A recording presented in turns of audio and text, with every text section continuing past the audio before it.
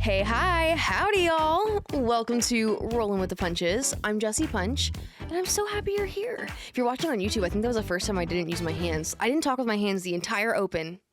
Somebody actually said to me this week, they were like, I was gonna come up and say something to you at the racetrack, or I was gonna come say hello, but you were in a really intense conversation with somebody. And I was like racking my brain. I was like, I don't think I've had any deep, intense conversations lately. And then it hit me, that's just how I look talking to anybody. I talk with my hands. So, working on that. Not going well.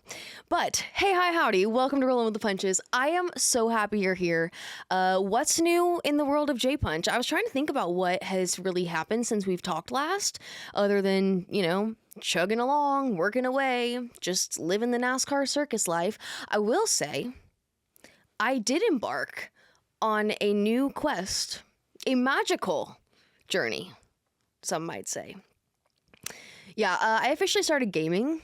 I'm a gamer now, and I play Hogwarts Legacy. That's okay. I was hoping maybe there would be an ooh or an aw, but that's all right. Silence from the room. Yeah, I am a wizard. Hogwarts Legacy has been a great introduction to the gaming world. I was hoping to, find something that would relax me a little bit, like in the evenings when I'm just hanging out by myself. A highly intense, stressful thing it is being a wizard, apparently. Nobody warned me of that, but I'm still in the process of the game where you learn the controls and they help you. They give you the practice battles with your wand so that you can learn the controls. Harder than it looks. I'm going to be honest. It is difficult. My favorite part of the game so far has been designing my wizard. Really fun. But all I know is that I'm trying to get back into this, or, get into this whole gaming scene a little more comfortably, because NASCAR 25 is coming out really soon, and I'm really excited about it. So I'm just hoping that I am a better race car driver than I am wizard currently. There's room for improvement. All right, that's basically all the updates on my life. Quickly, before we get into the interview, though, I had a conversation this week at the racetrack that I have not been able to stop thinking about, and I thought it was important for me to, look, here I am talking with my hands again, I thought it was important for me to, share it with you guys as well, and hopefully maybe put it on your heart and mind for this week. So, a buddy of mine and I were chatting, it's actually a group of us, and we're talking about, the off season. I can't believe we're already at the place where we're looking ahead to next year. And one of my friends had mentioned that going into next season, he's going to take a little bit of a step back from being on the road as much with NASCAR and just to kind of focus on himself and his health. And of course, he has a million other things going on in life. So he had to kind of sacrifice a little bit and prioritize focusing on him. And he said it very casually, and we all kind of, brushed on to the next thing. But man, if that didn't stick with me, as a friend, I was so proud in that moment. And, I wasn't going to be a weirdo and call him out right there or anything because, that would have been, again, weird. But truly, as a friend, I know how difficult that is to have to not only step away from something that you love, because for anybody to do the job that we do, you have to love it. You really do. And I know how much he loves it. But on top of that, to come to a place in your life where you are like, look, I got to be a better me. And in any regard, whether it's your physical health, your mental health, the health of the people around you, to have that moment with yourself, to be that vulnerable and real, and quite frankly, to love yourself that much, to make that decision is really, really something to be proud of.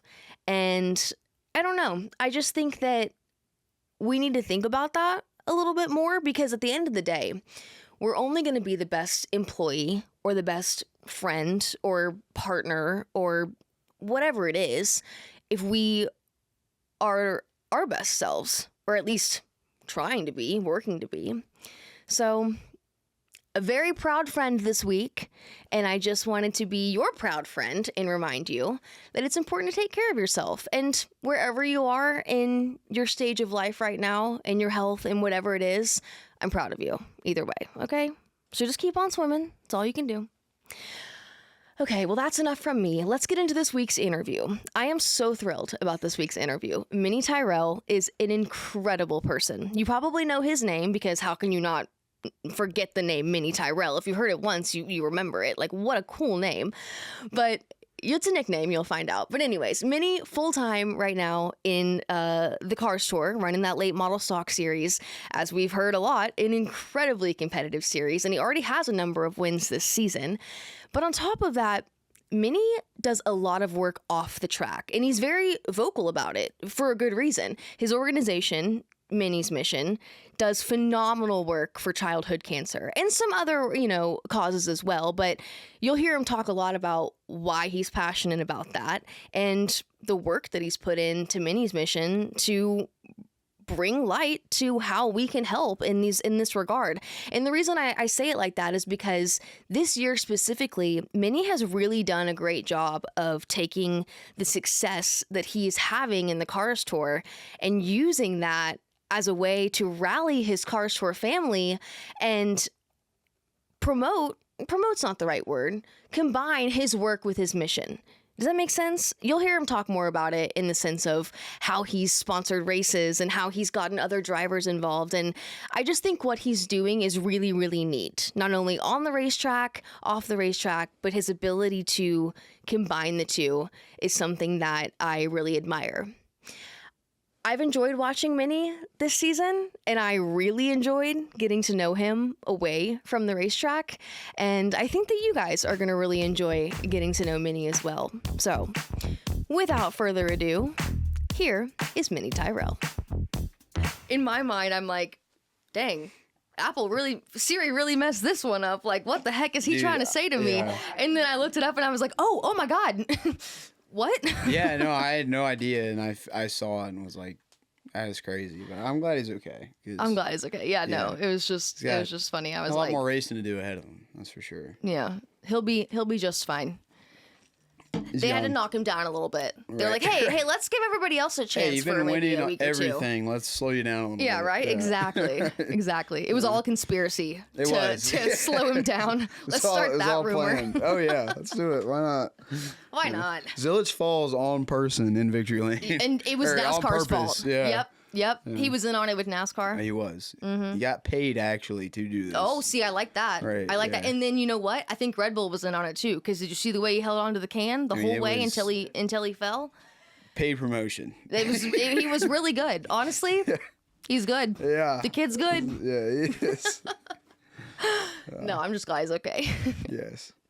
All right. Well, Mini Tyrrell.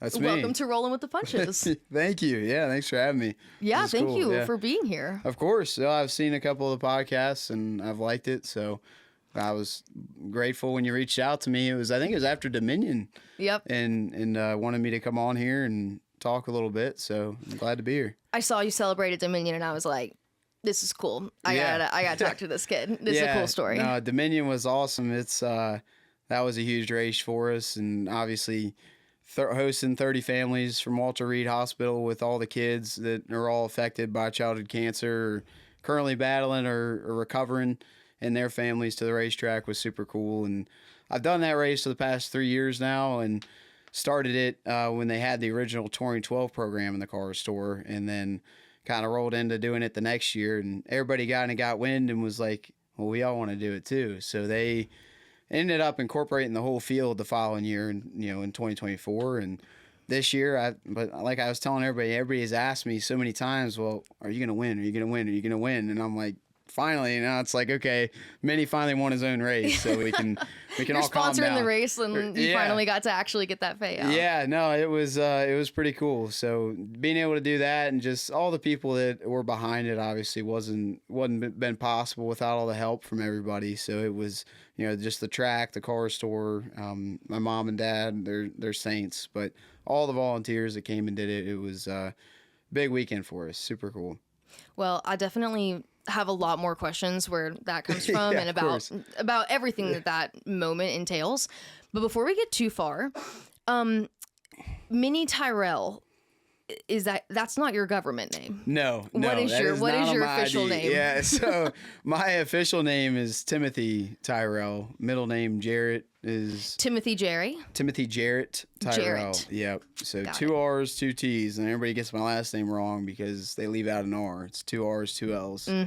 My middle name is after my grandfather, my mom's father, who was a 2-star general in the Army, and named me after him. And then, but yeah, the nickname Mini comes from the movie Austin Powers. Really? Mini-Me. So me and Dad were sitting in the living room one day, and I was, I don't know, probably 2 years old at the time when the movie was kind of big. I mean, it's still, I didn't know what it was, but Dad was watching it. We were sitting there, and he looked and he saw, Mini-Me, and he goes, "That's you, and I'm Dr. Evil. You're Mini."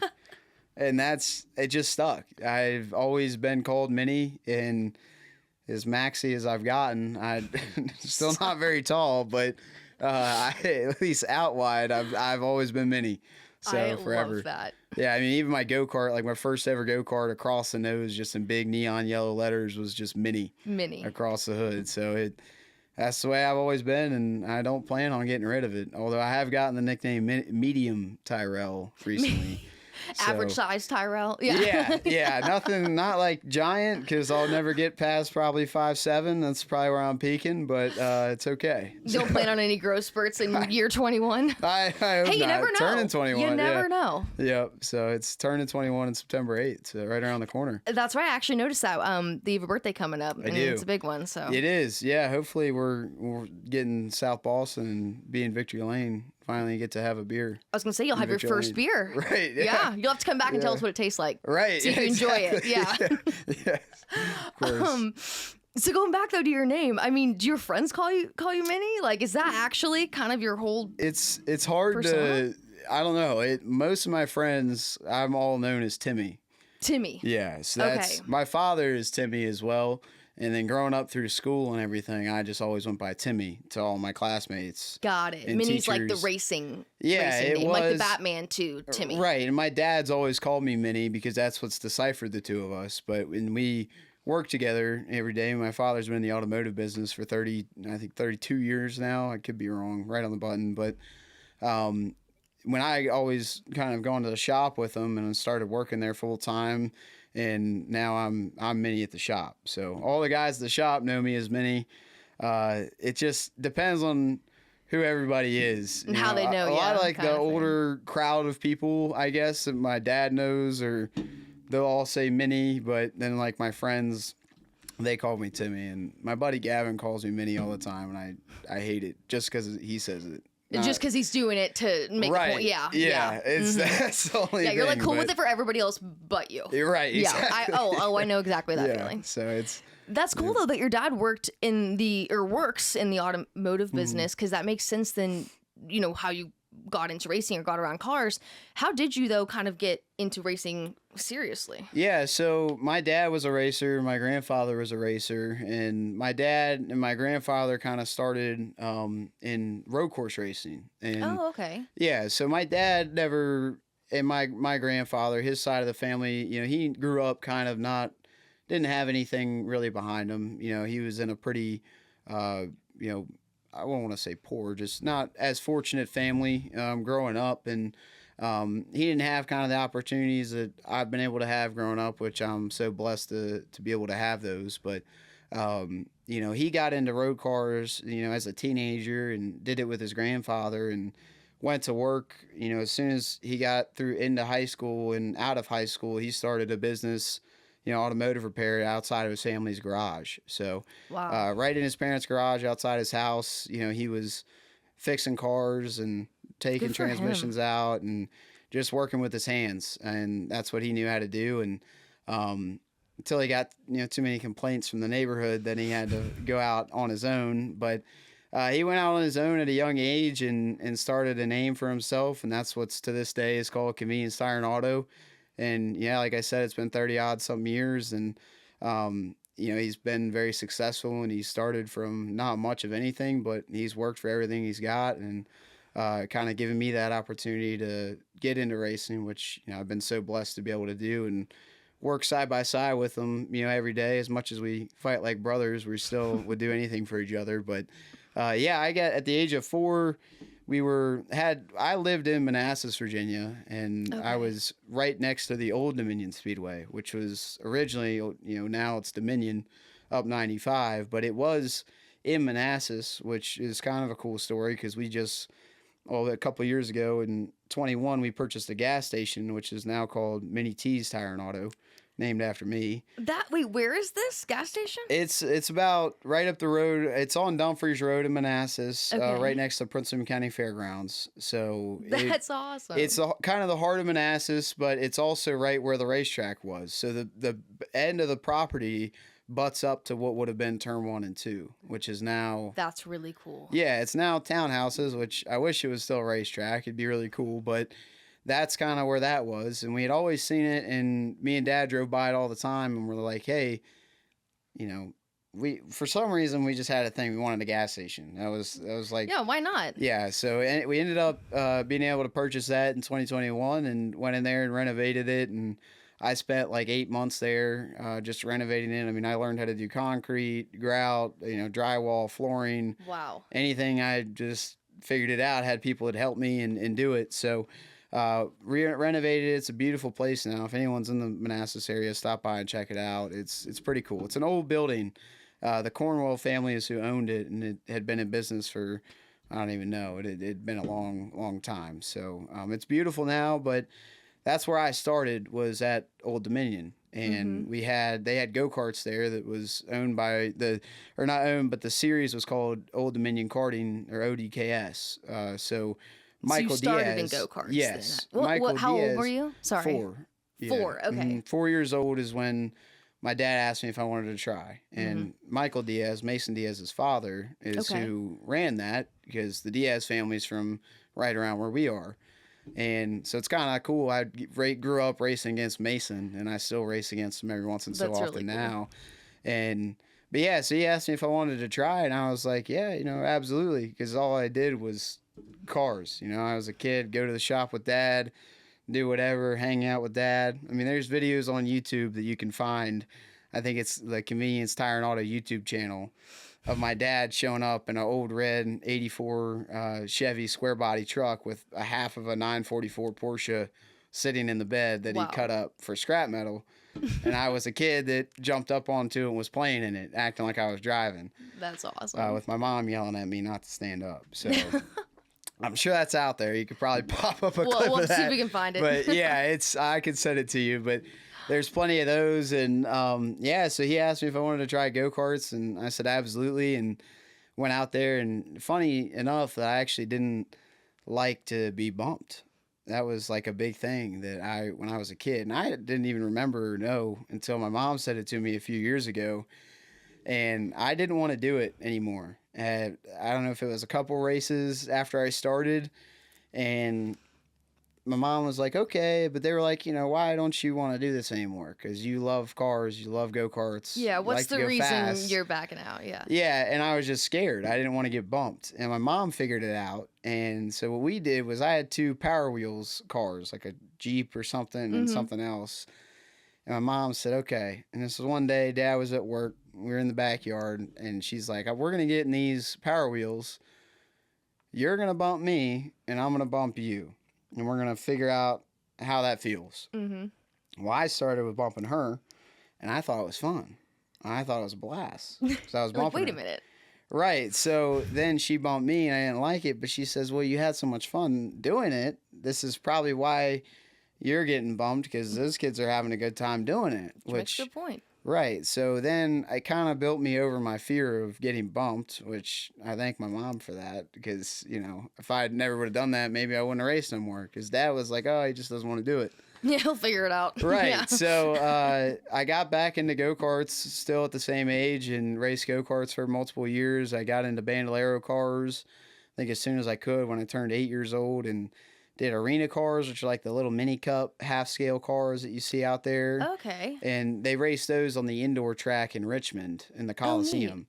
That's and it was cool. like a aluminum track, literally, that they would put piece to piece together inside of the Coliseum.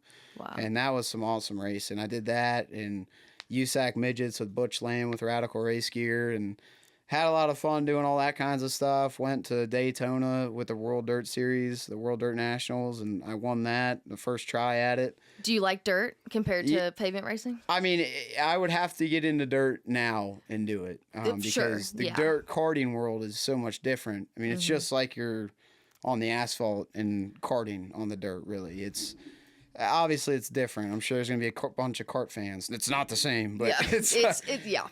yeah, so it's I do want to try getting into dirt now on like a late model or a midget, whatever it is. It's something that I need that experience.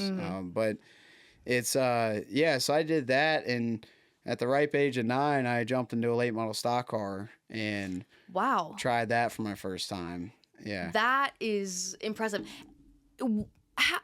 Was your mom cool with that? I mean, that's like a big car for a 9-year-old. Yeah. So funny enough, Sam Beatty, who is kind of a racing legend at Old Dominion, was friends with my father, and my dad drove one late model race for Sam, and my dad was never great in stock car racing or anything of that nature because I think he was more focused on the partying and less the racing. So it was either buy a set of tires or go buy a couple cases of beer for the night. So that was more or less tough what he choice. was focused Little on. Sophie's choice, honestly. He was in to have fun. And one race he ran with Sam, he finished in the top 10. And Sam, always told him, well, that's why you finished in the top 10. But so Sam and him became friends, and Sam's an old guy. He's doing well now, and he needed help bush hogging his yard or something one day.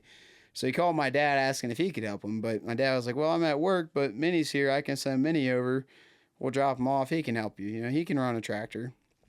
So he took me there, and there I was with Sam, lifting him up in the bucket. He's trimming tree limbs. And you're like 8, 9? Yeah, 9. Just turned 9, I think. It was like that winter coming up. I know that you're doing these mature things, so it makes sense. But like, I'm just picturing, I mean, it's like a 5th grader. It's pretty funny to think about the amount of trust that these adults had in you. It says a lot about you. Yeah, I mean, from a young age, like I said, me and my dad did everything together. And my dad wasn't scared to put me on anything. I was driving full-size cars around our shop at 6. And he just said, look, you need to just get in it and do it. You know how to drive a go-kart. It's the same thing. It's just bigger. And I think, so I would get in these cars and I literally would stand up and hold the steering wheel like this so I could reach the pedals. So you could still reach, wow. Yeah, and I would do that all the time. I'd move cars in and out of the shop, no problem. I just kind of got used to it, and that was my thing. But it's the best way to learn. Seat time. Yeah. I mean, you got to get taught myself manual at 7 years old in a Mini Cooper. My dad used to sell used cars for a while. And he had a used car dealer, but he would also fix them. And he had a Mini Cooper, and it was manual. And one day I was like, it's fitting. Give me the keys to that. So yeah, sure. And then I think my dad walked out. He goes, it's manual, and I didn't know how to do it at the time. And I was like, yeah, I'm gonna figure it out. And he's just okay. So I just started first, second, all day long. Just making laps. And that's how I learned manual, and at that age. So anyway, I come to Sam's. That's cool. The fact that Mini Tyrrell learned to drive manual in a Mini Cooper is very fitting. It's really, there's a story there. It's poetic, honestly. Exactly. Yeah. Everybody says I should drive a Mini Cooper now, which I don't. But it's. I don't know that I would suggest that. That feels. Wrong. Yeah, that doesn't feel like you. No. It doesn't feel like you. No. It was right for the time. I have had a fan bring me a Mini Cooper belt buckle. That's cool. Yes. Okay, that's cool. So I do still have that, but you should rock that. Yeah, I might. That I approve. I don't know that it would have gone with this Cooper, outfit. Yeah, maybe not. Maybe but not. Yeah. So, so we were at Sam's and doing that, and in his garage at the time there was the '81 car that was sitting in there, and it was late model stock, and I looked at it and, walked around, and he's like, yeah, we're racing here with, this weekend. I can't remember. I think maybe Philip Morris was driving for him at the time. And I said, okay, when can I drive this car? Because this one had been sitting for a little while. It was an older car. And you never driven a late model stock? Nothing. Yeah, okay. I'd never driven something that size at that point. Just like I said, around our shop, but nothing of a race car. And the reason I asked though is because I just think that says something too about you. The fact that you're just like, and when can I drive it? yeah, No I don't know, experience doing so, but it's like, hey, just knew I could when do can it. I try? And Yeah. I knew that I feel like I listened well. You know, I wasn't the most perfect kid in the world, but whatever anybody would say to me, I would take it seriously and not, push my limits. Sure.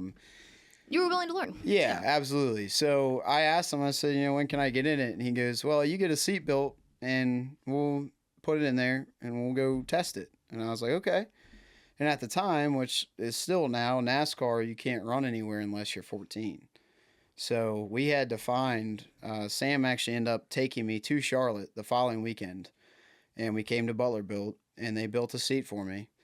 And got the seat a couple weeks later and went out to a fabricator, Mitch Piper, that was in our area, that was a good friend of my father's.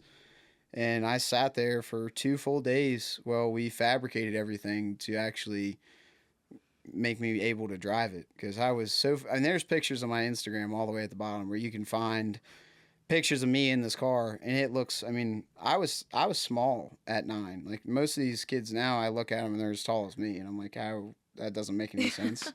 But yeah, so I was a tiny kid, and they made it work. I was all the way pushed forward. Could barely get out the driver's side, which seemed dangerous, but I could get out if there was a problem. I could get out of the right side. And they had the seat all the way up. If this was like the bar that came down that you see in the corner, the headrest of the seat was that far up, and it was like as far close. as you could possibly get. Yeah. Yeah. And so yeah, I did it. So we took that car and went late summer, almost kind of fall time, around this time of the year, honestly, and went to Shenandoah Speedway, which was a non-NASCAR sanctioned track, and I showed up. The car was on an open trailer, didn't have an enclosed trailer at the time to pull it with, and I get out of the truck and I walk up to the sign-in. My dad's with me, Sam's with me, everybody's there, and I walk up to the gate and they're like, well, what are you doing today? And I'm like, oh, well, I'm driving, I point at the car, and the lady's like, oh yeah, you're so cute, it's awesome. Here's the thing, fill it out, thinking that I'm just being a little cute kid. Yeah, she's like, here's the children's menu. Yeah. Right, exactly. And I'm like, okay, whatever. So I didn't think nothing of it. My dad's sitting there like, no, he's really driving the car. He didn't say nothing. So we go in there, and we had tested the day before, and we were all alone. Nobody was at the racetrack, and I ended up being like 4/10 off the pole sitter in this older car. It was really not up to date to what I was racing against at the time. And they were like, okay, well, we can race. You can race. You can keep up in the pace of the field, And so we came back the next day, and that's when the sign-in happened, and went out and practiced twice that day. And I think we were getting into the car for qualifying. The owner of the track, Jeff Vaughn, at the time, came down because he was sitting up in the tower, and he'll tell you, he was standing up there, and he goes, that little kid's really... well, he's really driving the race car. And came down and introduced himself, and he was like, kind of in awe, like, I don't know how, should I be allowing this to happen? But he's like, well, he's holding his own. He's not doing anything stupid. He's out of the way, keeping up, like, oh, have fun. Yeah. He shook my dad's hand, said, have a good race, and walked back up. So I think I ended up qualifying like mid-pack, and I ended up they wanted to start me in the back, and this is what I did for the first like 5-6 races in late models. Was they wanted me to start in the back and just learn how to pass people and just learn my surroundings, learn the restarts, don't shoot me where I'm qualifying. And I started 3 races at the age of 9, or maybe 1 as soon as I turned 10 at the end of the year, and became the youngest to ever start one of those cars, and youngest to compete. The following year, I came back and won 2 races back to back at 10, won the track championship, and then I came back and did it again the next year, and ended up racking up like 13 or 14 late model stock car wins from the age 9 to 13. That's incredible. Yeah. Wow. To be the youngest to drive that kind of car, and then to have the success that you have as well. Yeah. That's really, really cool. It was pretty cool. And I think it really is somewhat, I feel like I kind of take some of the credit of starting the younger kind of generation of kids that are driving the cars now. I mean, you look at people like Tristan McKee, he just turned 15 years old, yet he's a guy that you look at as, okay, I got to beat that guy every weekend because he's competitive. He's really fast. You know, and you see these kids climb out in victory, and you're like, oh no, that it really is a kid. Yeah. Like that is a young. Yeah. It still blows me away. I mean, I see 12-year-olds. I mean, you got Keelan Harvick racing Pearly models, and which even though I was that kid, and it still kind of shocks me. It's a little weird to see yourself, and we battled with the negativity online and I wanted to do it. I was the one that set it all up to begin with and wanted to race and wanted to do it at a young age, but my father had to deal with all kinds of, you're endangering your kid, this and that. And I was just having fun, and I did, and I loved it. It's always been something that I just loved racing, and fortunate enough to know the people and, have a dad and a family that's so supportive to get me to that place. And I got in the car store as soon as I turned 14 and just kept on going from there. Going back to what you said about the online backlash, I'm just kind of taking that in because to your point about seeing so many young kids driving these days, I don't feel like you hear that anymore. I mean, you don't, or it's not quite as common to see people saying that. So I think it's so normalized now. Exactly. So it's wild to think that people were so vocal about your racing career. Well, it was hard. And now it was hard because I was, the first ever that was seen in something like that. Exactly. People hadn't, exactly. People weren't sure how to feel about it. They were used to, that day and age, honestly, when I started, I know I'm only 20 years old, but a decade ago, that was weird. Like, you would see 30, 40-year-old guys that were racing these cars on a weekly basis, not kids. That was not normal. The 20-year-old should be in legend cars or not doing this or doing that, or U cars. That was the form of racing that was normalized. But now it's like I almost kind of opened that door that was like, okay, you can do these things. There are ways around doing this. You can get into one of these at 14. And there was plenty of people and kids that did that at 14. I wasn't the only person, but it's, I feel like I kind of somewhat normalized that. Like, it kind of rode a wave of the people were like, whoa, and then it smoothed out. I mean, even it was weird because I had to go and face people that didn't like it. I would go to a driver's meeting at Shenandoah after my second year, and there would be multiple people that I was racing against that would complain that we're not NASCAR sanctioned. Right. All these grown men are in there complaining that we're not NASCAR sanctioned, but I'm like, the only reason you're saying you're wanting to be NASCAR sanctioned is so I can't race against you. Right. Because I'm beating But they're you. not going to go in there and be like, hey, this 9-year-old is kicking my ass. Can we do something about it? They're gonna, I mean, because that would be embarrassing. No, it definitely was hard, and any altercation that I had gotten in on the racetrack, it's not like they could come down and punch a 10-year-old in the face, so it was...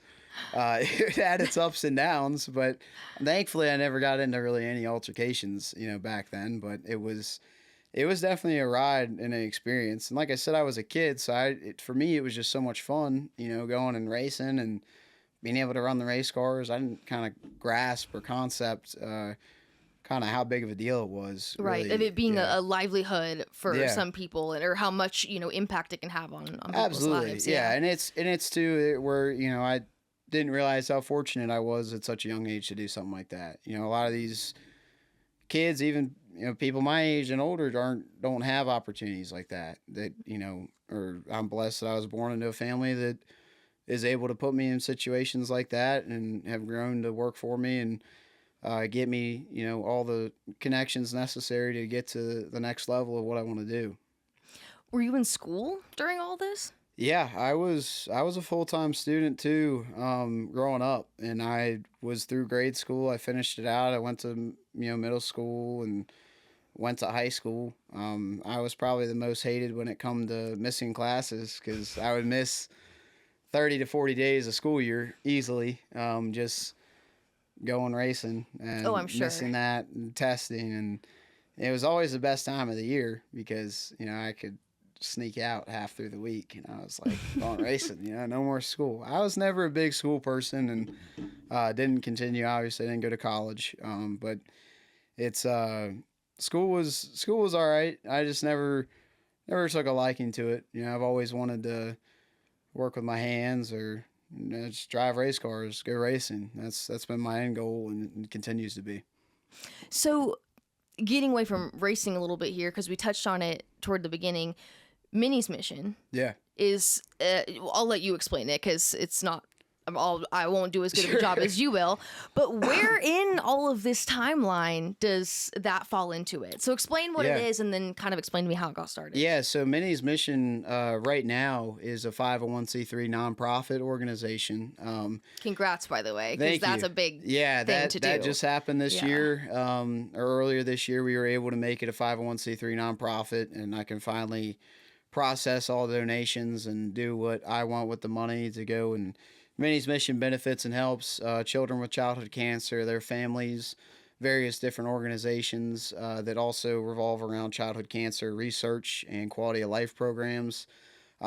Pretty much, I'm pretty based on helping, people that are with disabilities or something, somebody in the community that's struggling or needs something done. That's kind of what Mini's mission is about. It's not hammer home focused on one thing, but it is. The start and the roots of it is all pediatric cancer. So at the age of 6 years old, I had a friend that was named Ella Day, and the Day family was super close with my family. And Ryan, which is Ella's father, was actually best friends with my dad growing up. So they spent every day together forever. And Ryan's daughter, Ella, got diagnosed with a brain tumor at the age of 7, and we were over at the house one night, and I had kind of heard their conversations, like Brian and my dad's, about, expenses and bills and how hard it was to get Ella to the doctor and the struggles that they were going through at that time. And I didn't, I'm 6, so I didn't really know kind of what was going on or what that meant or what that was. But, went home and my father kind of explained that to me, and it kind of narrowed everything down and just to where I could understand kind of what was going on. And I was sitting there talking with him, and I said, hey, why don't we do something to help kids like this or kids that are going through the same thing? And how do we use the go-kart, because I was in racing go-karts at the time, as a tool to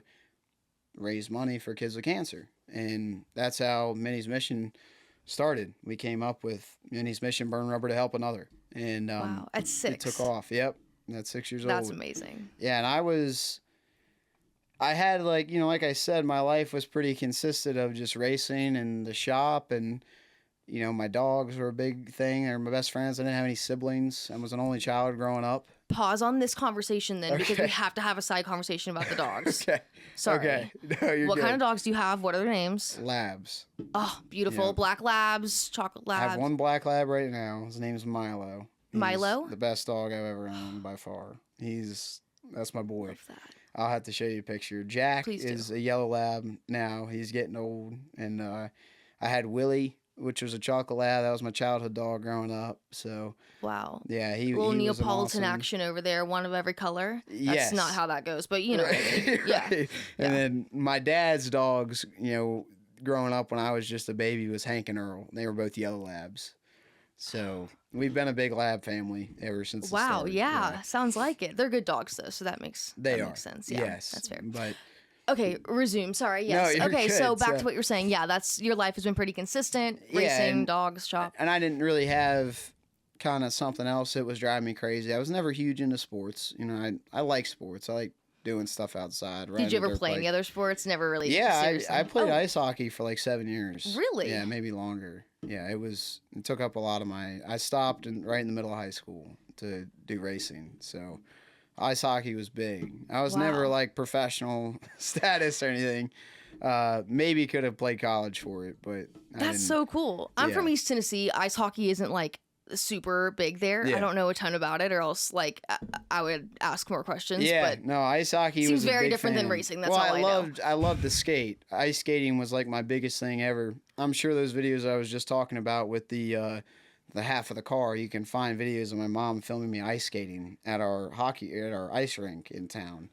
Because I lived in the city of Manassas. I mean, you had city here, my house was here, and the ice rink was like a 5-minute walk from my house. So I would just go and ice skate. You know, I would just show up, and they would be like, "There's Minnie, have fun." You know, so Skating I around. skate for How cool. hours, and I loved ice skating. So then I got into hockey, and my family loved ice hockey. So that's just how I got into it, and I was so little and fast. That's what helped me out to my advantage when I was younger. But then I went outer as I got older. But it's That makes you better yeah. at fighting then. You can just fight harder in Yeah, hockey. That's the one thing I yeah. do know about hockey, is that I they're think allowed to I've kick really- each other's ass. really was only in like one kind of altercation of that in hockey. In my Did you win or career. did you lose? That's going to tell me why you were only one. I was never, never fell, never got bruised or anything. So it was pretty one and done 'Kay. after that. Yeah.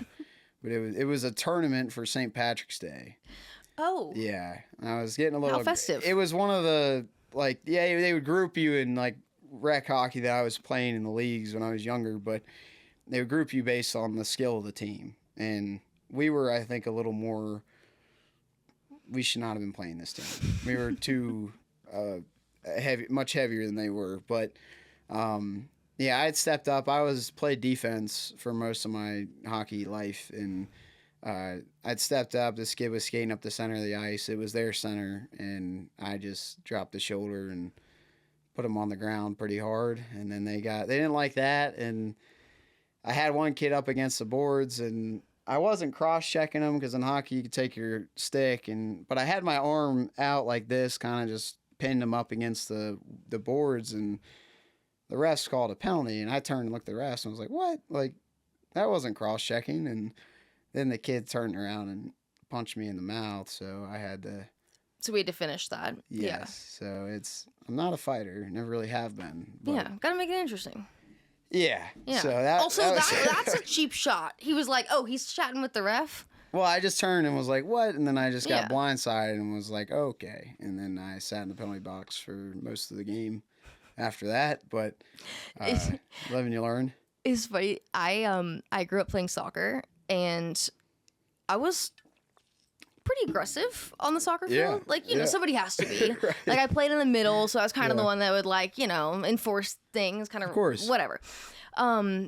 Definitely more aggressive. So I also played basketball. Not well, but I was on the team. So in middle school basketball, I was obviously doing both. I'd like come from soccer practice and like run to basketball Yeah. practice or whatever. I'll never forget this.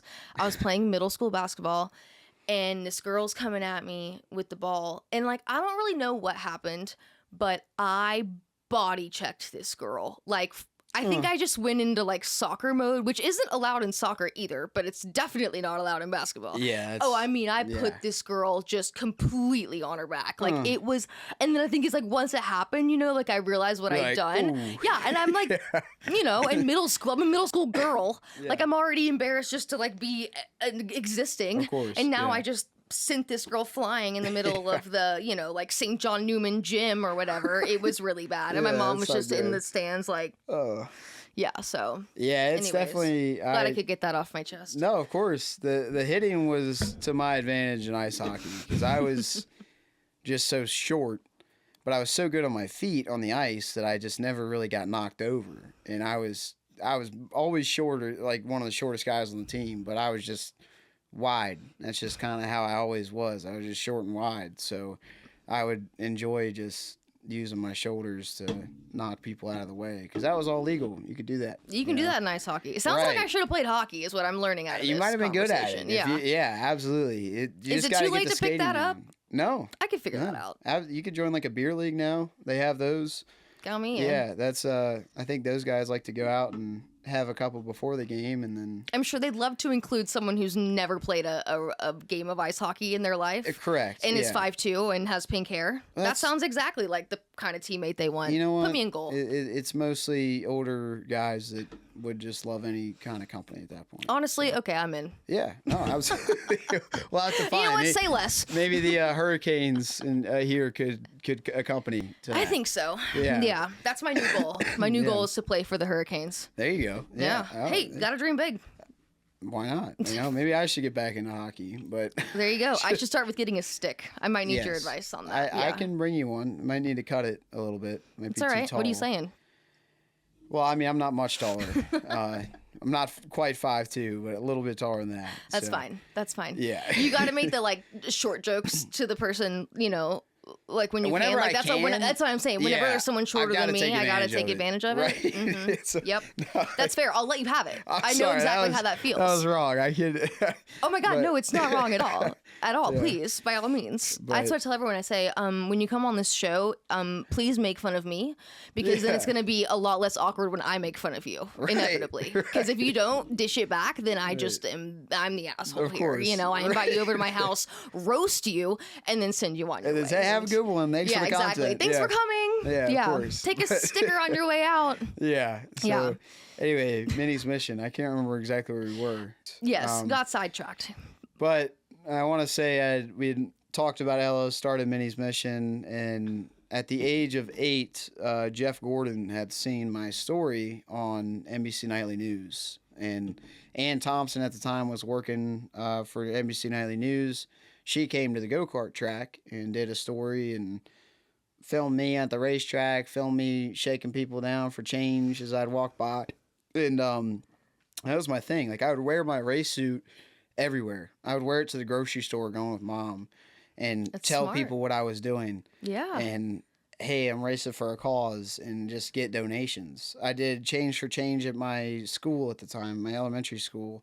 And, I mean, I raised a bunch of money just doing that. I had all my classmates come and just dump change into a bucket. And we did kickball tournaments, and that was all involved in the month of September. So we did that, and that incorporated people in the community to come out, and just did a ton of stuff. And NBC Nightly News got wind of it, and Jeff Gordon saw the story, and he ended up inviting me to Martinsville that year at the end of the year, and got to meet him. And he had matched what I had raised at the time, which was like $7,000 or something around that, and wrote me a check right there. He spent like 2 hours of time with me at Martinsville, which pretty crazy. Were you a race fan growing up? Because the idea that Jeff Gordon just calls you and invites you as Yeah. a guest to Martinsville is wild. Yeah, Especially for no, like it's- the age you were. What happened was, I believe his manager, it might have been John Edwards, which we just lost, which is very unfortunate. John was a good buddy,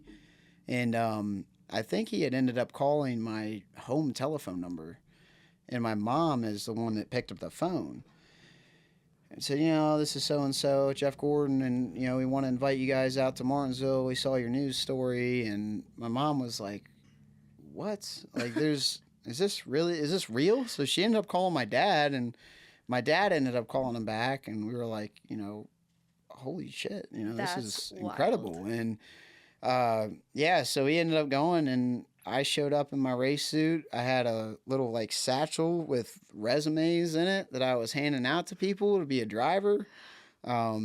Just spent time. NBC Nightly News came and did a story with us there. Again, I mean, I sat in Jeff's car, met Jimmy Johnson, went up and talked to Denny Hamlin in a hauler. I mean, a lot of those guys, Jeff was like, who do you want to see? No problem. So that's kind of how I built my relationship with him, and ended up raising, $400,000 plus for his foundation and pediatric cancer research. That's amazing. Yeah, so that was huge. And as I kind of went through my journey, I partnered with a couple different organizations and got linked up with one that focused on quality of life programs that really interacted with the children and got to do nice things with them. And I really took a liking to that. And I like seeing, obviously research is so important for childhood cancer, but it's cool to see the money, get used. Right.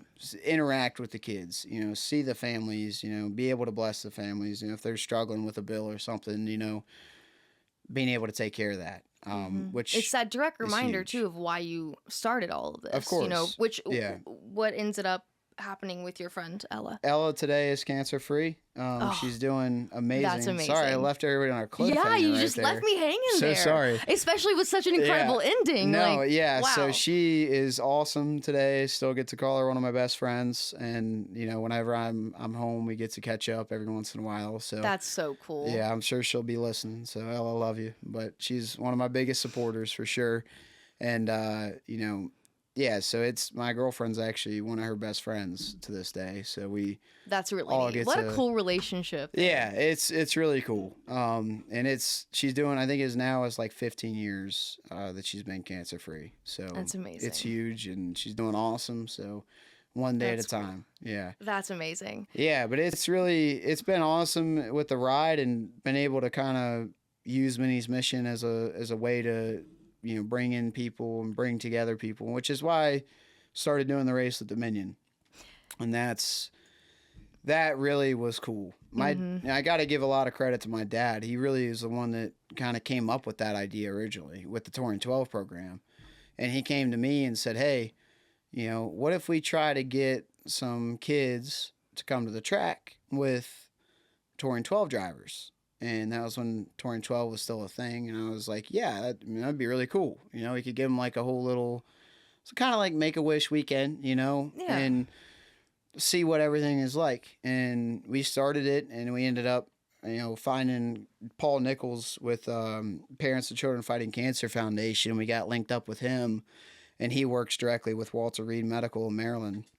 And he was able to find families from there and find families from Children's National in D.C., which is where we also built and put a Children's Dream Racer, which is like a little tiny stock car that they can sit in and play video games in. So That's really neat. I actually have How it. I just went and cool. picked it up, and I need to fix it. I think I'm going to upgrade all the gaming system in it. It's a little outdated, but so yeah. That's amazing too, that just the way that you're giving back it also just feels so true to you and your Yeah. story, and Yeah, kind of no, it's- paying respect to where these funds are really coming from in Of the course. community. Yeah, it's definitely one of those things where it's like, you kind of, it's a lot of work, obviously, sure. on top of my day-to-day life, and then trying to be a race car driver too. It's hard to carve out the time, which, I wouldn't be able to do it without my family and all the people that I have that help me do it.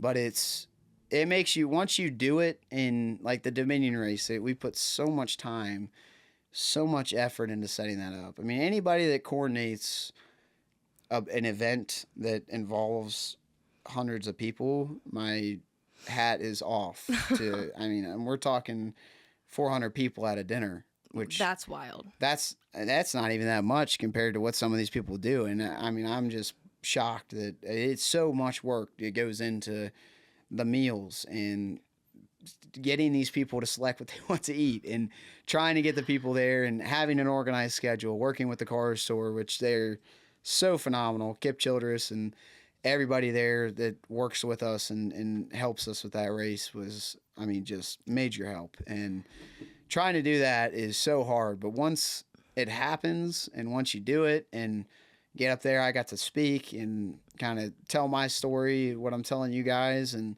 it's just, once it all happens and you see it, and then we go on Saturday, we do our church service in the morning, take the kids into the pits and tour all the cars, the trailers and everything. And seeing that, and then the gifts that all the drivers, I mean, there wasn't one driver that had a problem with what we were doing or That's didn't great. come forward and do what, as much as they could. And so many gift baskets, so many just shirts, hats. I mean, you name it, hoodies, earplugs, snacks. I mean, they got spoiled, and that was so cool. And I like it because it does. I ask a lot of my the competitors to come and do that and participate, but they all don't have an issue with it. They don't question it. They don't argue about it. They just say no problem. And Yeah, and to your point, I mean, these are the guys that you are. I mean, late model stock in the Cars Tour is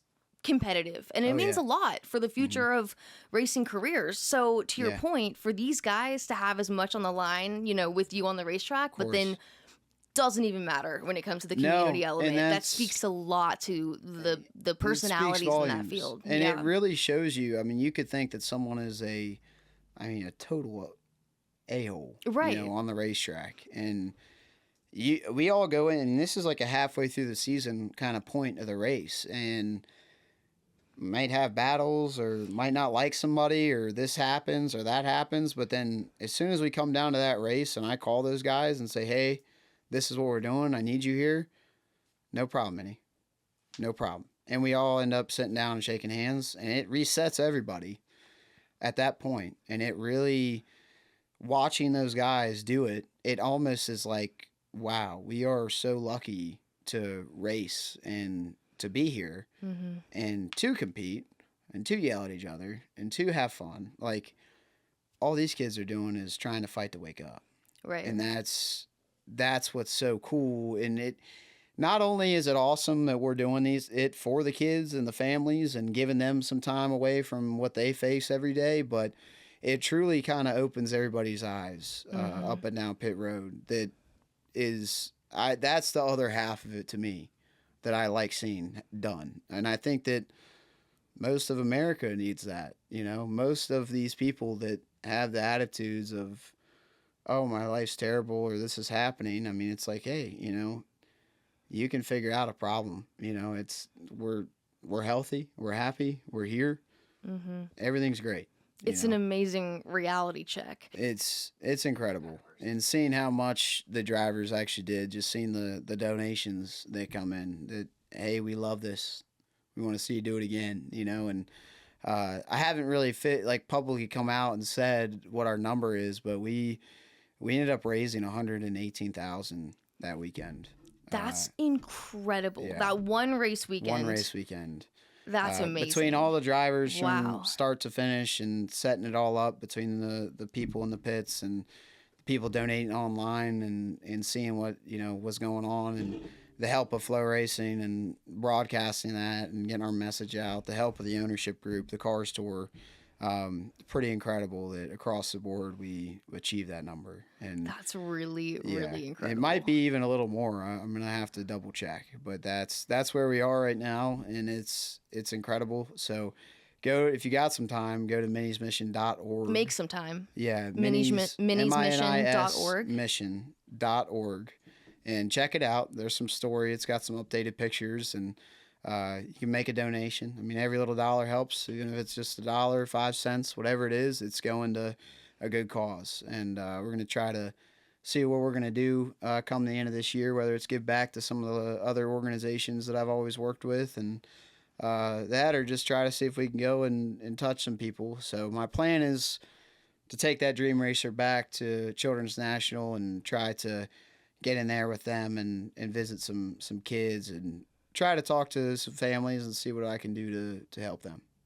What you're doing really, really is amazing. Thank you. Yeah. Thank you. And I'm excited now to see even how you continue to grow, because hearing what you've done before you've even reached this point of kind of becoming an official, nonprofit organization, it's like, wow, now the sky's the limit. I mean, you can really do so much. I have so many people that ask me, like, they thought that this year was incredible, and mindful just from what we did there, but the picture perfect weekend it was for myself, qualifying on the pole and leading almost every lap, winning the race. I mean, that was everything went, and the stars aligned in my world. And my Aunt Paige is something that I came home on Sunday, and my Aunt Paige was at our house. They were running the dogs with my Aunt Tara and my grandma, and she was helping us at the dinner and organizing it, and sat up there and watched the race on Saturday. And we were battling with the rain, trying to get the race in. And we didn't know whether the rain was going to come or not. And the track and Kip had talked to me, and we all elected that let's just stay on schedule and just try to get it in, let the autograph session happen, let the fans get their moment. So that's what we did. I didn't want to get rid of driver intros, because I thought that was such a special part, because the kids get to walk out with the driver and look up into the crowd, see everybody. And it was just an absolute packed house. I mean, the tailgate was full. These stands were full. I mean, it didn't look like you could breathe, which was incredible and just super surreal. And we had gone green, and my on page had told me that she was sitting up there and was watching it. Interstate 95 is literally right next door to Dominion. You can see it almost through the trees from the racetrack. She said she could see the rain there, almost raining on the highway. She could see the rain behind us, behind the racetrack in the trees, and it was like a 360-degree window that Wow. it was raining, and the track was sunshine, and it was insane. And I had so many people that were praying that whole time that we would get the race in. Mm-hmm. I mean, I sat there and prayed all day. I said, just Lord, please help us get this race in. That's all we want to do. Let's get all 125 laps in.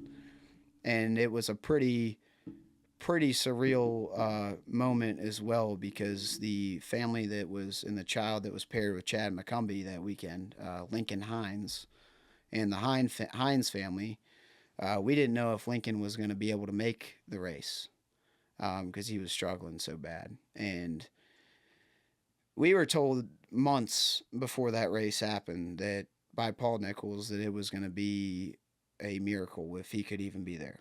And he made it. He made it to the race. And at driver intros, I walked up and Chad had only qualified a couple places behind me, and he was getting ready to walk out. And I saw Lincoln, and Lincoln was in his father's arms. He's only 4 years old, and kind of just going in and out. I was watching his eyes kind of roll back, and I just kind of put my hand on his back and just prayed that he would get to see the race. And walked out, and I was trying to just keep it together and do my thing, mindful I had to still drive a race car that night. And Lincoln, we prayed. We prayed that he made it to that weekend, and he did. And we prayed that it didn't rain. At the end of the night, every single race got through, no problems, under green flag, and it finished. And as soon as the last race of the night crossed the stripe, it started downpouring. Wow. And that happened. And unfortunately, Lincoln, on the car ride home that night, God took him. Oh my gosh. Yeah. So That night? That night. Mm-hmm. Wow. Yeah. So that was too, and listening to my aunt kind of tell the story too was pretty crazy to me. Oh my gosh. Yeah. Yeah. Wow. It was something that you couldn't have, I mean, it's an act of God. 1,000,000%. It was just there was so much stuff that had happened, and between that and just the way the race went, and I won, and getting out and looking at all the fans on the front straightaway was, I mean, yeah, the emotions were just through the roof. And I'm glad that I'm talking to you about it and kind of sharing it with the world. It's, I think a lot of people should look at it, and because the Hines family has been so supportive of us and our mission, and how amazing they've been as parents. And I've never met a stronger man in my life than Jonathan Hines, Lincoln's father. That man has taught me so much in such a short amount of time of knowing him, and just incredible people. Losing a child like that and still being able to operate day to day is just incredible. I can't even imagine. And I have to imagine how thankful they are for you, because Yeah. think about the moment the night that you were able to give them with and their it's son to try to one get last out, night. and I still stay in contact with them a little bit, and they're not far from my house, and I want to have them over, and they still have two beautiful children as well. That they're such an amazing family, and kind of meeting them, and obviously meeting them in not a great circumstance, but attending the funeral, which I did, was super hard, but meeting them was it was awesome. They were there in 2024, and that he got to come back and be a part of it 2 years was super cool. And, we'll still have that family around, and still, hopefully it's a lifelong friendship, because they're some outstanding individuals. And I got to say this about Jonathan too, is even everything that had gone on in that man's world. And I showed up. I didn't tell him I was coming, and me and my father went to the funeral and the service, and uh, he actually took me and my father and my girlfriend and sat us with his family, Oh. and we were pretty much right up front, and it's never obviously something you want to see, but it's just the consideration out of him to do that, and how kind he was still. And he still even said to me how much he appreciated everything that we've done for them. And I was like, dude, you don't understand. I've done nothing for you other than just be a friend, and uh, but yeah, just huge shout out to them. I hope they're Wow. listening, but what amazing people. That speaks volumes. It does. And Yeah. that's so tough, because it goes back to what you said about there's these moments that are really humbling, and the ones you mentioned before were all relatively happy. Yeah. It's bringing people Yeah. to the track, or it's going and visiting Mhm. and bringing them excitement. But yeah, I mean, when you devote yourself to something like this, Yeah. unfortunately, sometimes those moments are devastating, and It that's is. heartbreaking to think It's about. so but hard. Wow. Because I have so many people that ask me all the time. They're like, how do you deal with that stuff? How do you deal with seeing something like that happen? And I guess I've been involved in doing it from such a young age, and have just seen, like, I wear on my race suit. There's a couple of different names on my sleeve, and it's all a gold ribbon with a few names, and those are all kids that I've grown up and had become friends with, and had gotten to know their family, and that I've lost. And I carry them every race with me. Lincoln stickers all over the car. Um, it's his name's going to be on that next suit for sure. But it's hard to deal with it. But at the same token, I guess I've seen it, happen, unfortunately, so much that you become numb to it. It's still, obviously, you have your moments, and you have the breakdowns, or you're sitting in private and you let it all out. But um, I just try to, the one good time that we have with that is worth more than ever than the bad times. Seeing the good that comes out of it is worth having to deal with the difficult times. Right. The relationships, knowing what you were able course.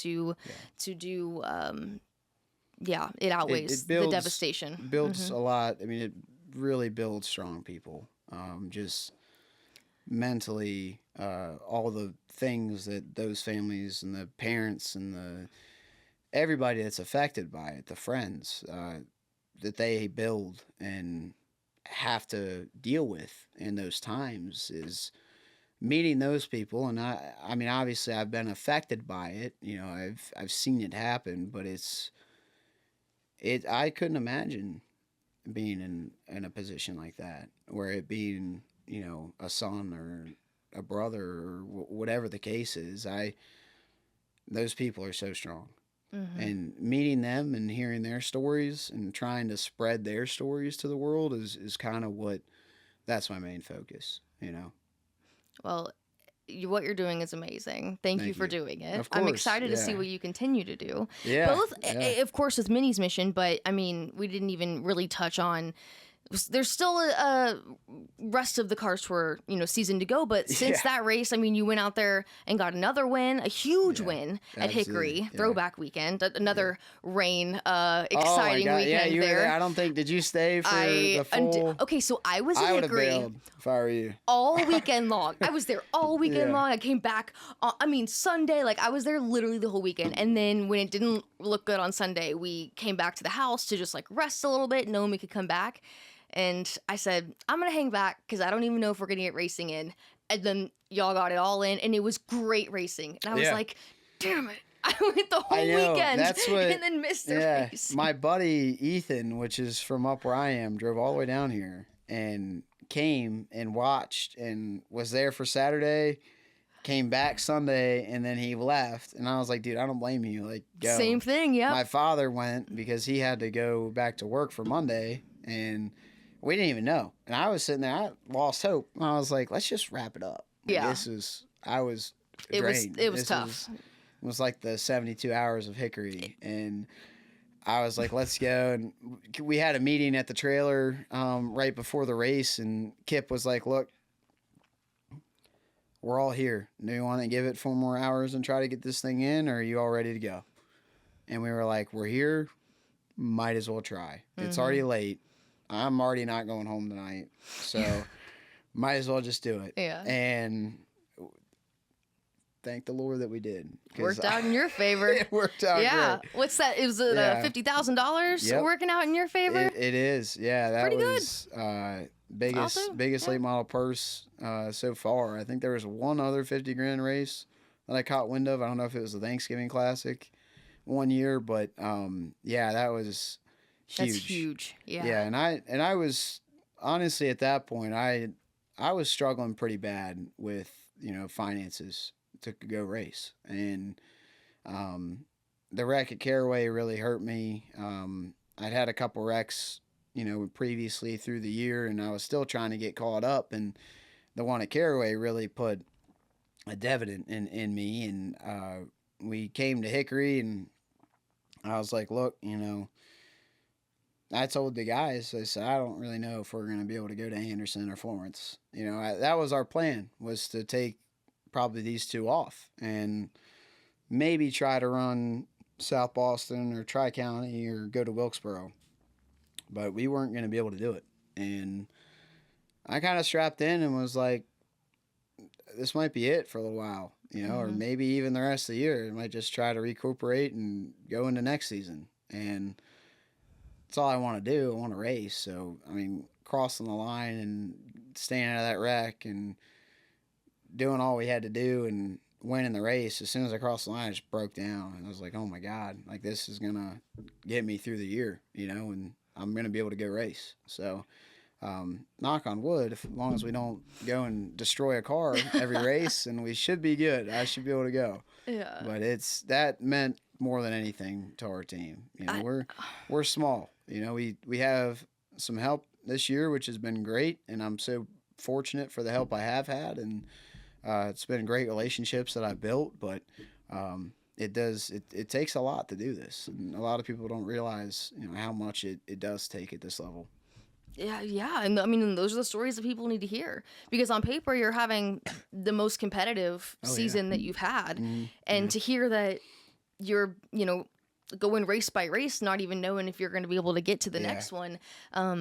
That's that level of racing. That's the reality of it. It'd be pretty, horrifying that we had won 2 at that point and to not be able to show up again. And pretty much every race that we haven't had a problem, whether it was involved in a wreck or we had a tire going down at Langley battling for the lead, and got wrecked at Caraway racing for the lead there. We have been inside of the top 3. Just about every week. Anderson, we run 6th, and 2-3 years ago, I would have been on cloud 9 if we ran 6th. And and to me, it's almost like I got to reset a little bit because we ran 6th and I was a little frustrated, So it's like my expectations are all over the place now. You got to figure out. It's where like, they hey, lie. man, that was still a really good run. It was our other car, so we're still trying to build a notebook on that, and we're just gonna keep on trying to push. But hopefully, we can get another win or 2 this year. That'd be awesome. Yeah, well, and now knowing too, again, what I know about that win at Hickory, it's just even more exciting to see what you guys do the rest of the season. No, it's really cool. I'm looking forward to it. Me and my crew chief Brandon have been together for, this is 10 years now. Wow. Yeah, and it's pretty unheard of in this level of racing. So you guys just have like telepathy at this point, I'm sure. Yeah. Like you don't even have to speak; you just know how that. Unfortunately, I still have to talk to him. No, I love Brandon's like a second father to me. It was funny enough. My father ended up calling Brandon because Sam, was older when I had first met him and drove his race car for 2 races and at 9 and. called Brandon when I was 10 going into the following year and asked Brandon if he would be willing to be crew chief and take care of a car.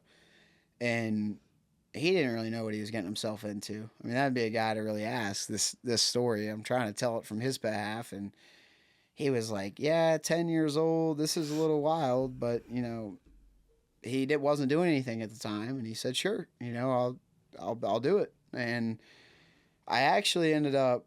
We had this old Chevy tow truck. It was a rollback, and because I mind you, I still didn't have a trailer for this car, and we ended up picking the race car up on this rollback, and it was like I want to say what year, 1986, like Chevy square body, Wow. rollback with with three small block 350 in it, like gasoline truck. I mean, it was old school and manual too, like a big like 4-speed manual. Like the shifter was like this long, and my mom was the one that actually drove me in this tow truck. That's how my mom is. Like She's a badass, is what you're saying. She is. She's a full-blown badass. She'll drive anything. She might hate you for making her drive it, but she'll do it. But she'll do it. And she took me. We picked the race car up, and we took it to Brandon's house. And I got out, and she didn't know how to work any of the bed controls or nothing. So I said, no problem. I got out, and I had this, it was like a jack in like a plastic box. It was heavy, and you had to sit there and rev the truck up. You either had someone rev the truck up as you were working the PTO, which is the hydraulic pump, to move the bed back and forth, or me. I'm very like, even from a kid, I'm very like self-sufficient. I want to be able to do everything. Mm-hmm. I don't want to rely on anybody else. Done right, kind of, yeah.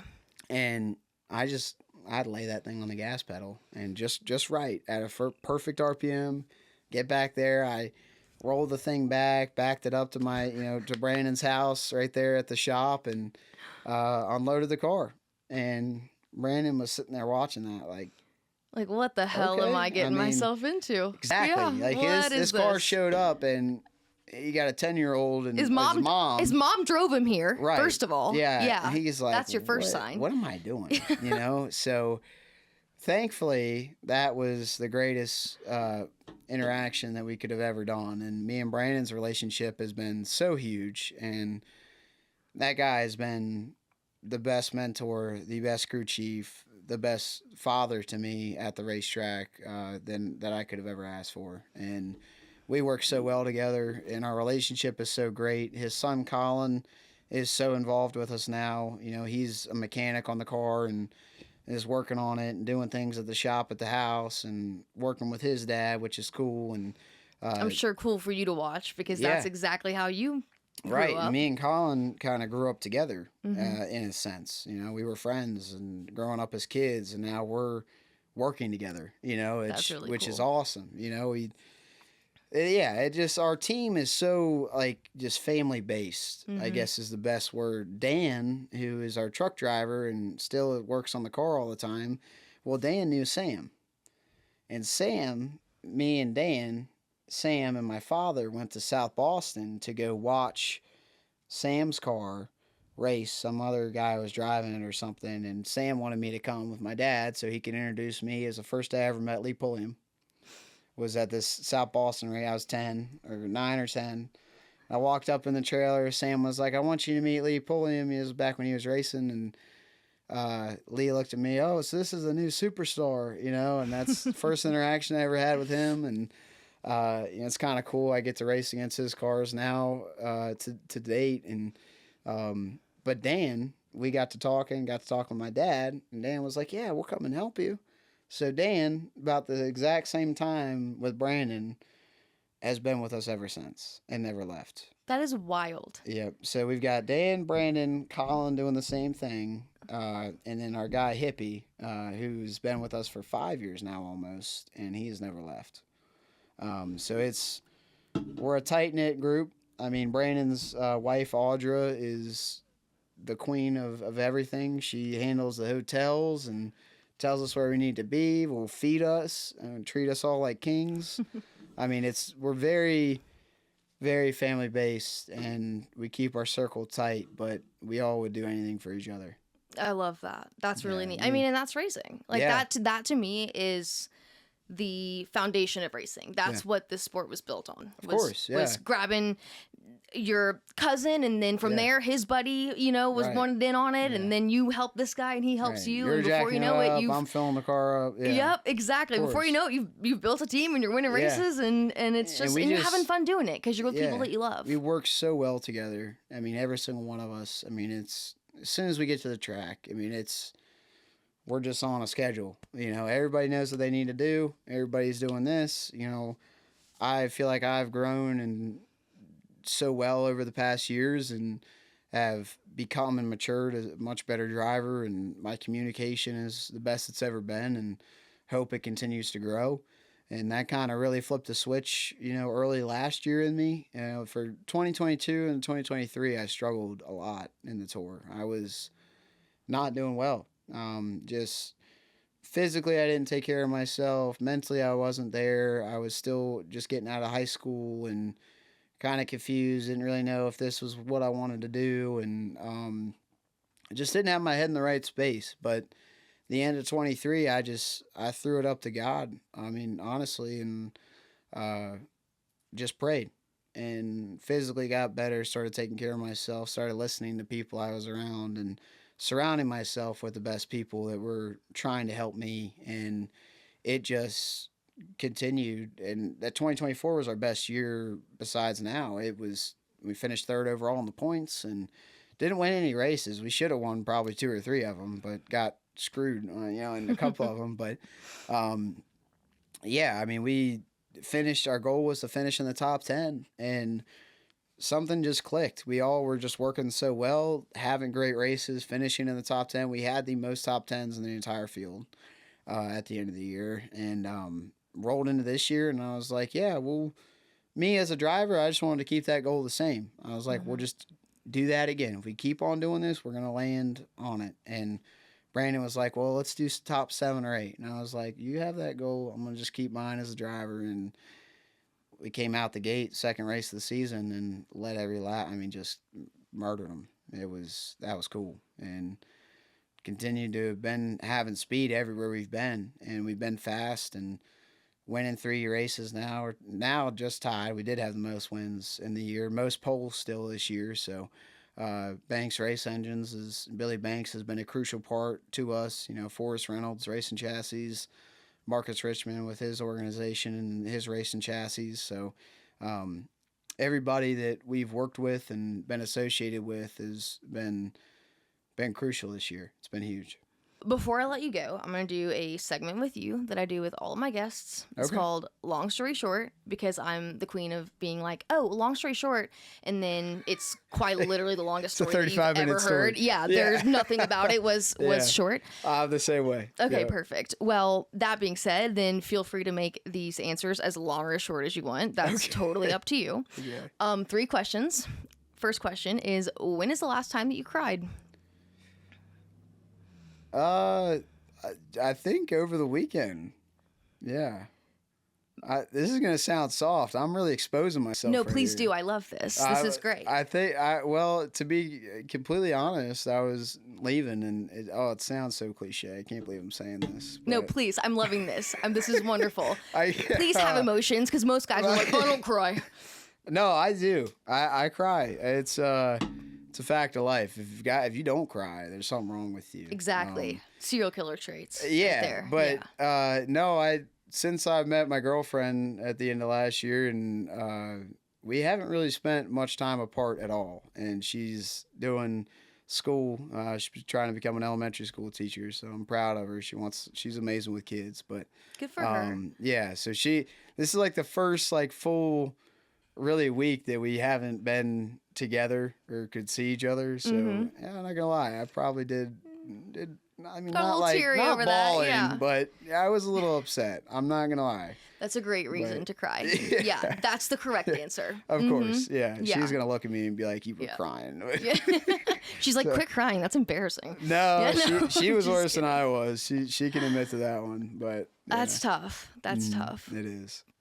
But that's okay. That's all right. Yeah. So thank you for crying. Lie. Yeah. And thank you for sharing. Of course. Yeah. All right. Question number 2. When is the last time that you remember doing something that you just felt an immense amount of pride in what you accomplished? And now, again, I can assume that the Minis Mission race, we covered all of that. Yeah. So maybe try to think outside the box a little bit.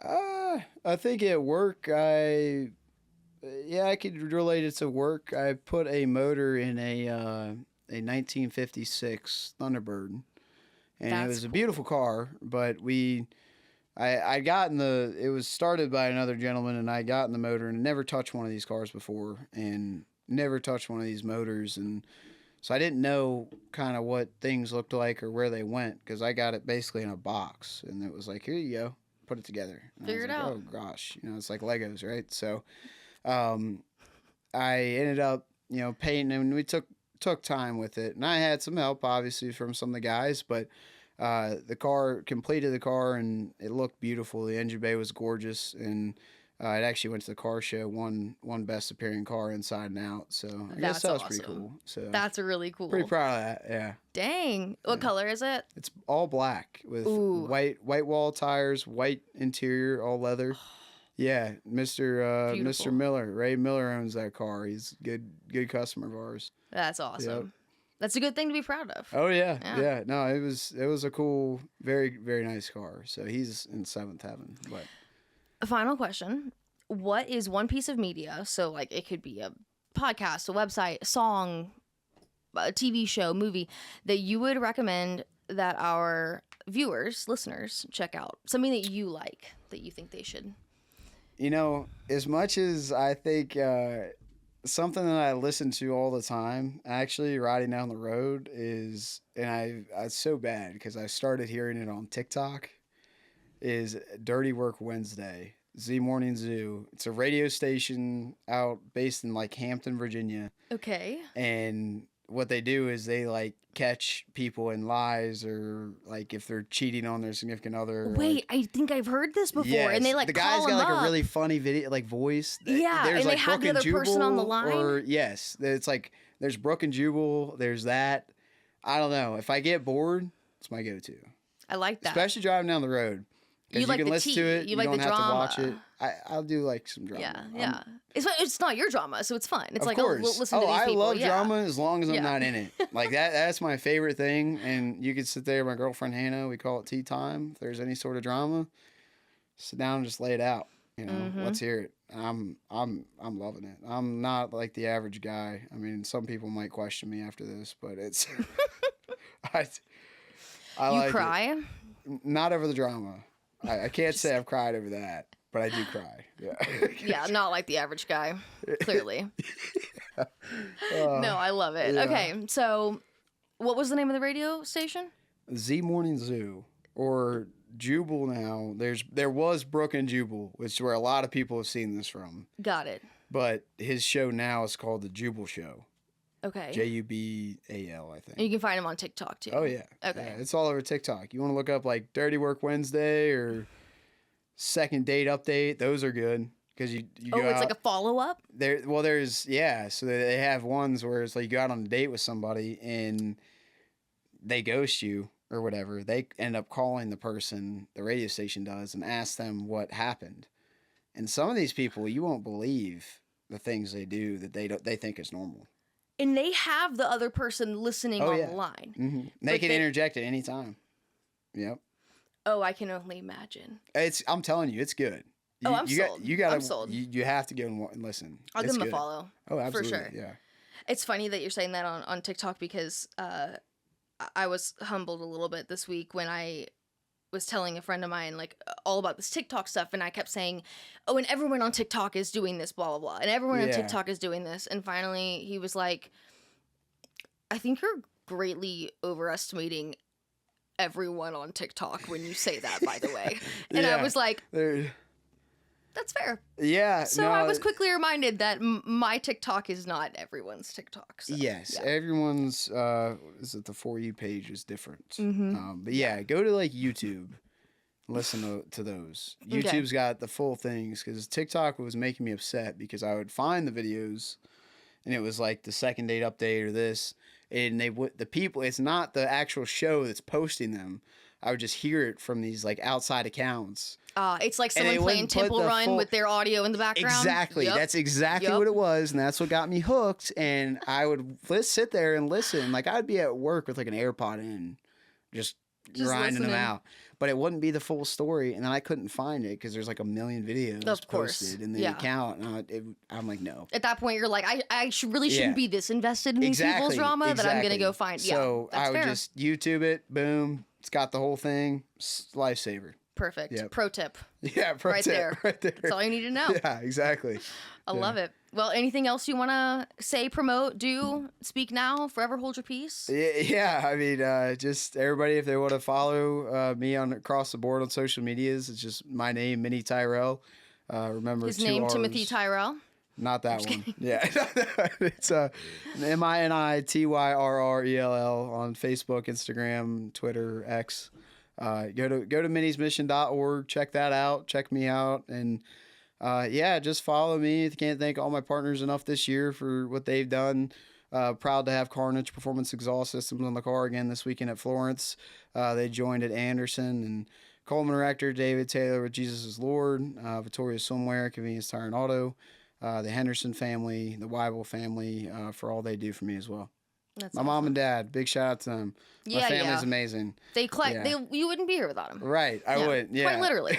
Right. Yeah. No, they're saints. My dad called me on the ride over here. Actually, he goes, "Well, you didn't call me last night," and I was like, "Well, I'm sorry. Well, you just need to call me." And I'm like, Oh, yeah. he said I missed your call. He did. Oh, that's a good He feeling. did. Yeah, Yep. But no, I've got the most supportive parents and family in the world. So they all, that's awesome. every one of them, as soon as the checkered flag drops, can't believe that happened. Or Family group text goes Oh yeah, fires up. It just gets rolling, and I'm sitting there trying to read all of them. You're like trying to do post race media and keep up with everyone's Exactly. opinions. Yeah, and that's what's so hard about me, and I suck at it, is my social media, because I'm trying to do it myself and trying to post something throughout the weekend, and then here comes my mom. I've seen that you haven't posted a recap yet. And I'm like, Mom, I'm working on it. I promise. I'm just a little busy here, Mom. I'm tired. It was the 50K race was a little bit easier because I was just getting tagged and everything, so I was just spamming the share button. So Yep, makes it easy. That worked out. When everybody else is doing the work for you. Right. Yeah, repost. Yeah, Retweet, baby. Exactly. Yep. Easy as Retweet. that. Yep. How could you not want to support Mini after hearing that interview and getting to know him? I mean, whether it's following his racing journey on the racetrack or supporting Mini's mission. I mean, that's a good kid. That's a good person. So I will put Mini's information in the description to this episode. I'll also put the information to his organization as well, if you guys want to get involved or donate or just keep an eye on what Mini is continuing to do for the community. Before I go, I have a quick question that I need to get audience opinion on. This is now, I believe, a 3 to 4 week ongoing discussion. And I did post about this on TikTok, if you follow me on TikTok, but it has yet to be resolved. So we are now bringing it to another platform. Follow me here, okay? I'm gonna lay it out. You're in your kitchen and you see a cockroach crawl across the counter and go into your toaster. You follow me? Keep up. You take the toaster outside and you shake that thing like crazy, and you are shaking everything out of the toaster. Like, clearly you get everything out of it. Like, the cockroach, gone. Every crumb, gone. There's not a thing left in this toaster. So you bring the toaster back inside. Now what do? Do you just plug it back in, dust it off, get her ready for her next toast? Or do you throw that shit out and you buy a new toaster? As I previously mentioned, we are going on week 4 without toasting anything because there is a complete stalemate as to how we proceed with toasting. And again, I just want to say, I said this on TikTok, but if you're the roach out there somewhere living, because I know that you were shaken out of the toaster, you have caused a havoc that you just have absolutely no idea what you've done. So thanks. Thanks a lot. And with that, don't forget to follow us on social media. We've got it all. Instagram, TikTok. Obviously, follow us on YouTube. You know, you can watch us there every week. It's kind of a cool thing we do over here. In addition to that, I don't know. I think that's all I got. In addition to that, I love you. And like I said earlier, I'm proud of you. Mom, thank you for listening. I love you. And I'm proud of you too.